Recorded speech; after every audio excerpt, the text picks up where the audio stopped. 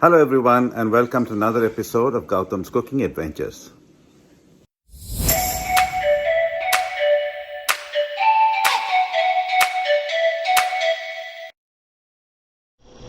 In this episode, we'll walk you through the steps to make Masala Idly, which is idli with a spicy seasoning. Now, the South Indian dish idli is usually eaten with chutney, sambar and Molaga Podi, but it is not uncommon to find that we have idli left over the next day. These can be repurposed to make another variation of this dish, Masala Idly. Masala Idly is usually made by cutting the idli into bite-sized pieces, then coating them with a rich coating of ghee and Molaga Podi or Idly Podi, and then seasoned to enhance the taste. It's a quick and easy way to reuse the idli and also makes for a great variation and a taste. Here are the ingredients to make Masala Idly. As always, you will find a copy of the ingredients list in the description below this video. Please like this channel, subscribe to it, and click on the bell icon to be notified all future episodes. Thank you. I'm dicing the idlis into little cubes, as you see over here. And this is the first step in this process. Get them diced nicely to the extent that you like. It's nice edible pieces, and we're now going to start cooking this. For purpose of this video, I'm going to take about 10 idlis that I've sliced up into the pieces and cubes that I've shown you before. And so now I'm taking a nice large pan, which is a flat base pan, but fair deep enough for us to be able to keep the idlis within it, because we're going to cook them in here. I'm going to start by adding some ghee. Now this is homemade ghee that we have made at home, and if you're interested, please check out my video on how to make ghee. So I'm using about 2.5 tablespoons of ghee at this point of time. Depending on how much ghee is coating on the idlis, again I might add more, but at this point in time I think this should be sufficient for what we're going to do. I'm just letting the ghee melt in the heat, right? It doesn't have to be too hot at this point of time. I'm now going to add the idlis that I previously cut. Remember that I told you it needs to be in small little cubes, just like this. This is an idli that I just cut up, right? It just makes it into nice little cubes, and just drop it all in here.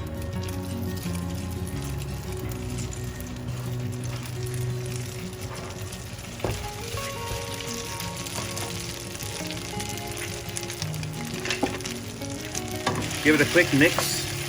We just want to make sure that all of the idli pieces are coated with the ghee.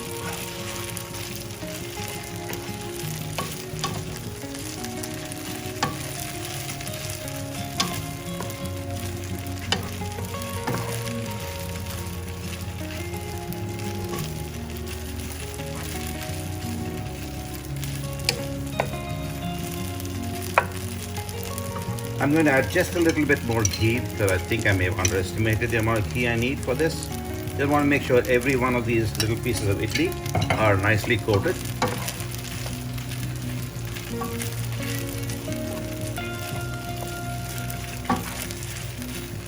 I want these pieces to be coated for one simple reason, is when I add the masalas to this, in this place, I'm going to be using the idli karam or the Molaga Podi that I made earlier.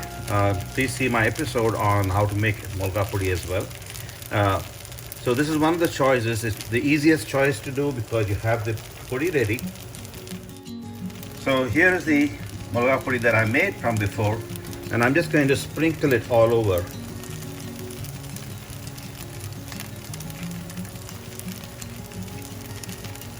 Effectively what I'm doing is I'm going to coat every one of these idlis with a Molaga Podi. The Molaga Podi is a pre-mixed concoction of various dals, chilies, some garlic and some spices to make it, the perfect edible condiment for the idlis and dosas. And now that they're nicely coated, if you want, you can always add more. But my family prefers this to be slightly on the spicier side, and I mean hot spice as in chili spice. So just for good measure, I'm going to add, and this is just optional, just about quarter teaspoon of red chili powder. And you don't have to do this. Typically, the Molaga Podi has enough chili in it on its own, if it's made right. This is just to increase that little bit of spice.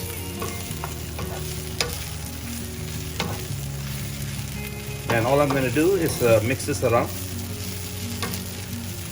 and let the idlis heat up from the heat from the pan. At the same time, let the coating of the Molaga Podi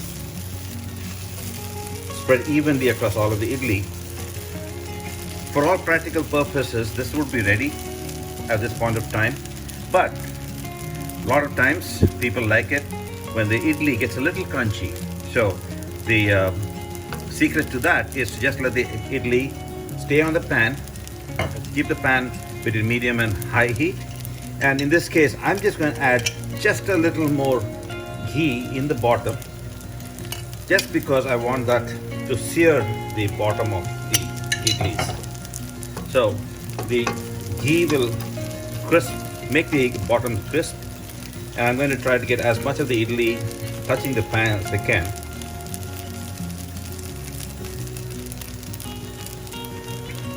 And let it cook for maybe another minute or two. It's been a couple of minutes since we allowed it to start frying in the bottom, and so we're just going to turn it over. You'll notice that it's got a slight browning in the bottom. There's a fair amount of crisping on it, and this is just perfect. Of course, each one's choice. As you can notice, it's crisped a little more in this one. You can see it's browner than the other parts, and that's how it is. It's crisp, and so this is ready for us to remove. If you like it more crisp, you can definitely cook it for just another minute or two. Let it crisp, and maybe just give it a stir. Let the other side crisp as well. But for all practical purposes, this is ready. All we will need to do now is to dish it and serve it. So there's one optional step that you can do to make this even better, is to season it with a little bit of curry leaf and a little bit of mustard, and that will give it a phenomenal amount of additional flavoring to this. And I'll show you how to do that soon. Now for making the seasoning, I just take a small tadka dish. It's a small dish. I use this for all my tadka seasoning purposes. I'm going to take a little bit of ghee, 1 tablespoon, just a little more than 1 tablespoon, just a few drops more. I just like the bottom to have the ghee in it. Allow this to heat for just a bit.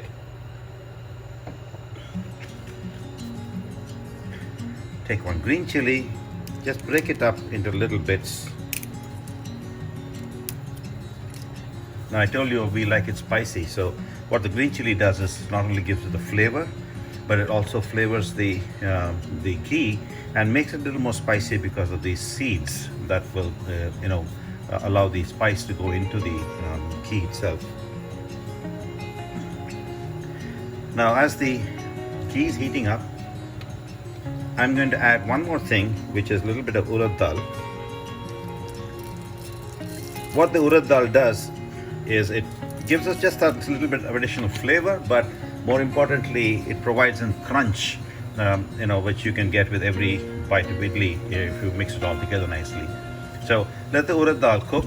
Now Urad Dal will brown, and when it's nice and brown, as you can see, the urad has browned nicely.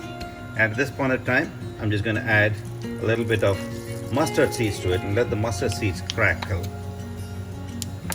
Again, if you'll notice in every one of my videos, I tell you that mustard seed needs to crackle fully so that it doesn't stay bitter. You want the flavor of the mustard, but not the bitterness.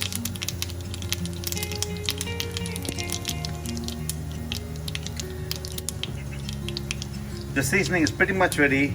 I'm going to finish it off with 1 sprig of curry leaf. I've switched the stove off. Just put the curry leaf in there.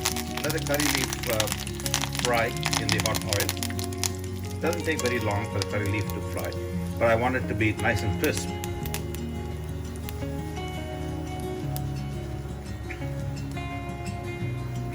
That's it. It's now ready, and all I'm going to do is add it into my spiced idli. And there you have it, folks. Nice spicy idli. If you like watching this video on how to repurpose old idli, watch my next video in which I will make the idli upma, which is another way of repurposing the idli. Different, tastes very different, but very enjoyable as well. Happy watching, happy cooking. We hope you enjoyed watching this video. Look forward to any suggestions or comments from you, and please do keep supporting us. Thank you for watching. Please don't forget to subscribe to our channel, click the like button, and do press the bell icon so that you can be notified of all our future episodes. Thank you so much for watching. Goodbye.